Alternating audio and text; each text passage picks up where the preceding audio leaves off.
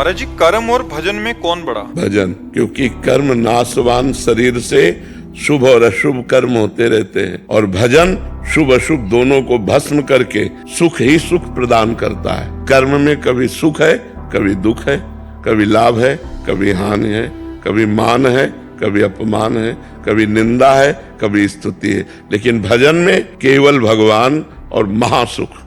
कर्म की ताकत नहीं कि अविनाशी पद प्रदान कर सके, भजन की ताकत है कि अविनाशी पद प्रदान करेगा। कर्म तुम्हारा अच्छा से अच्छा बनेगा तो स्वर्ग लोक जाओगे, वहां पुण्य भोग कर फिर मृत्यु लोक आओगे। लेकिन अच्छा भजन बन गया तो भगवान को प्राप्त हो जाओगे। कर्म से बड़ा भजन है। भजन करते हुए कर्म करो तो भगवान की प्राप्ति हो जाएगी। कर्म त्यागी नहीं होता, कर्म फल त्यागी होता है।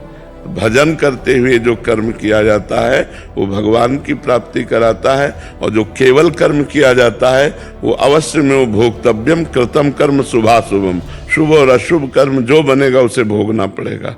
और भजन इन भोगों का विनाश करके भगवत प्राप्ति करा देता है। जो नाम जापक को सुख मिलता है, जो नाम की महिमा है, वो स्वयं भगवान नहीं वर्णन कर सकते। भजन की समानता कर्म कैसे कर सकता है?